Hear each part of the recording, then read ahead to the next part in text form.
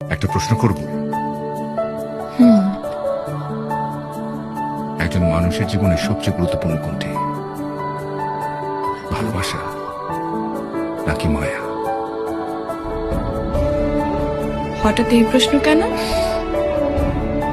বলো না। আমার তো মনে হয় ভালোবাসা। ভুল। মায়া। কিভাবে? কাউকে ভালোবাসলে মানুষ তার মায়ায় পড়ে না, কিন্তু মায়ায় যদি কেউ পড়ে তাকে ভালোবাসতেই হয়। একজন মানুষ চাইলে অনেককে ভালোবাসতে পারে, কিন্তু মায়ায় শুধুমাত্র একজনেরই পড়ে।